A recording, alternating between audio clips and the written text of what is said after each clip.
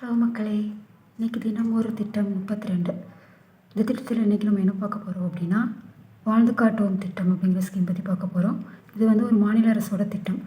இந்த திட்டத்தோட நோக்கம் என்ன அப்படின்னா, பெண்களை மையப்படுத்திய நிறுவனங்களை உருவாக்குவதன் மூலம் ஊரக பகுதிகளில் வாழும் மக்களோட நிலையான வருமானத்துக்கு ஒரு வழிவகை பண்ணுறது தான் இந்த திட்டத்தோட நோக்கம்.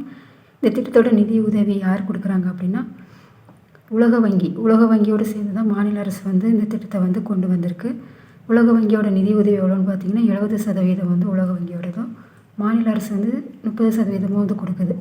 2022 உலக வங்கி கொடுத்த நிதி உதவி எவ்வளோன்னு பார்த்தீங்கன்னா ரூபாய் 910.37 கோடி ரூபாய் வந்து கொடுத்துருக்கு.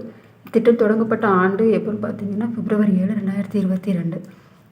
இது வந்து தமிழ்நாட்டில் எந்த மாவட்டங்களில் இது செயல்படுத்திட்டு வர்றாங்க அப்படின்னா 31 மாவட்டங்கள், அப்புறம் 120 ஒன்றியங்கள், 3994 கிராம ஊராட்சிகள் திட்டம் வந்து செயல்படுத்திட்டு வர்றாங்க.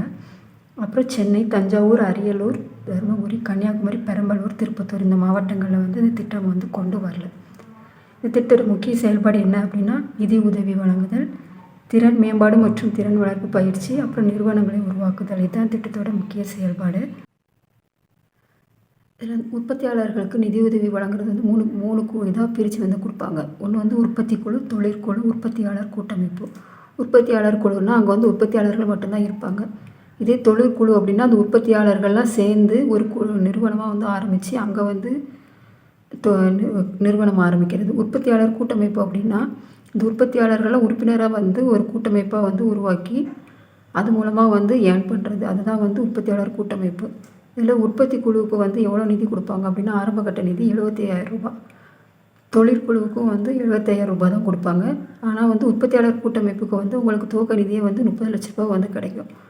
அப்புறம் இதில் வந்து இணைமானி நிதி யார் கொடுப்பாங்க அப்படின்னா அது வந்து உலக வங்கியும் இது சேர்ந்து தான் வந்து இணைமானி நிதியை கொடுக்கும். இதில் வந்து இணைமானி நிதியில் வந்து இந்த 70% வாங்குகிறோம். 70% வந்து கடனாக வந்து திருப்பி செலுத்தணும். மீதி 30% வந்து நமக்கு வந்து மானியமாக வந்து கிடைக்கும். நுண் நிறுவனங்களுக்கு வந்து 1 லட்ச ரூபாயும், குறு நிறுவனங்களுக்கு வந்து 3 லட்ச ரூபாயும், சிறு நிறுவனங்களுக்கு வந்து 5 லட்ச ரூபாயும் வந்து இணைமானி நிதியாக வந்து கிடைக்கும். தினமும் ஒரு திட்டம் இந்த ஸ்கீம்ஸ் ரிலேட்டட் வீடியோஸ் வந்து பிடிச்சிருந்தால் லைக் பண்ணுங்கள். இனி ஏதாவது மிஸ்டேக்ஸ் இருந்தால் நீங்கள் வந்து கண்டிப்பாக கமெண்ட் செக்ஷனில் சொல்லலாம். அது மாதிரி சப்ஸ்கிரைப் பண்ணுங்கள், லைக் பண்ணுங்கள். தேங்க்யூ.